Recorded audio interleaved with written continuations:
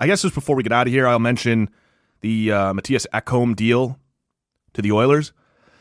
It was expensive for the Oilers. Not as bad as it looked like. At one point, there was talk that Kyler Yamamoto was going to be part of that deal. That would have been bad because the Oilers have already, earlier Tuesday, traded Jesse Puljujarvi. That's a whole thing. The way that relationship just hit the shitter in Edmonton. But they had traded him to Carolina. And if they had traded Kyler Yamamoto, there's 2 middle six right wingers. And things get pretty soft there in a hurry. But it looks like they managed to hang on to him. First round pick going. Really good prospect going. And Tyson Barrie going. Which is interesting because he was part of an absolutely elite power play that they have there in Edmonton. I assume Evan Bouchard would step into that role now. But I don't believe Tyson Barrie was the guy responsible for this particularly hot power play.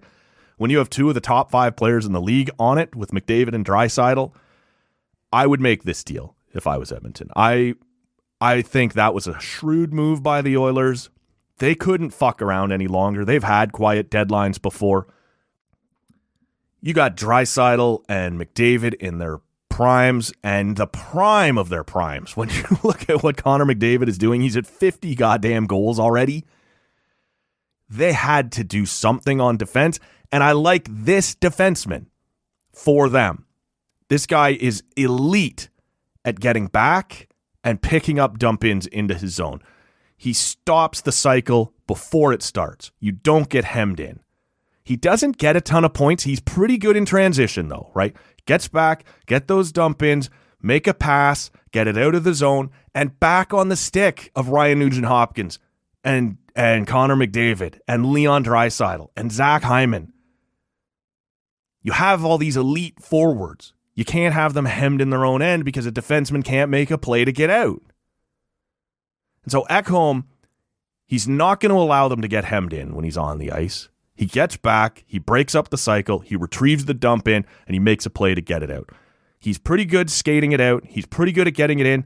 That's sort of where it ends for him. He doesn't put up a ton of points, although he will now, by default. If you make a breakout pass to Connor McDavid, there's a good chance that at worst, you're getting a secondary assist. So his points will go up here a little bit. It was an expensive deal for the Oilers, but I like this better than the Karlsson play. I like this better than Gavrikov. Columbus has completely botched this.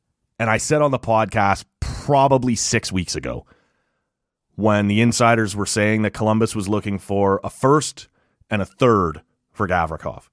And they had set that price based on what they got for David Savard a year or two ago, which was a first and a fourth. Like, well, fuck. A few people pay for shitty third-pair defensemen. If that's the price, then why wouldn't we try this one? Here, let's go a first and a third for Gavrikov. And I said at the time, no chance. I am not paying that for Ladislav Gavrikov. And I'll be surprised if anybody does. Boston, by all accounts, last week had a deal in place with Columbus, turned their back on it when they saw that Dmitry Orlov from Washington was available, went and made that deal. Columbus was pretty sour about that, said we thought we had something lined up. Boston disagreed, and they're still sitting there now with their dick in their hands. Toronto was supposed to be a place Gavrikov would go. They went and did Jake McCabe instead. Boston was supposed to be a place that Gavrikov might go. They went and did Dmitry Orlov instead. Edmonton was a place that Ladislav Gavrikov might go, and they went and did Ekholm instead. Who's still out there looking for a top 4 defenseman who frankly isn't very good? He's just not.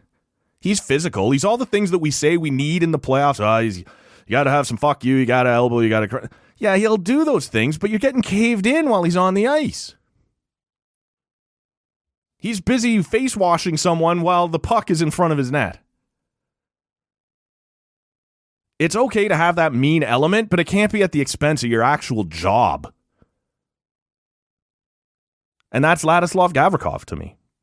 So I don't know what Columbus is going to do now. I assume they'll still trade him. He's unrestricted.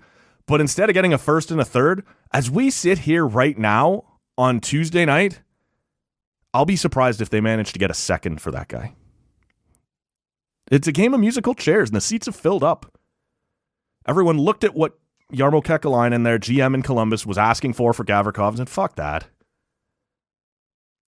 And you waited so long that now the teams that might have circled back and given you just the first or something along those lines, they went and did something else.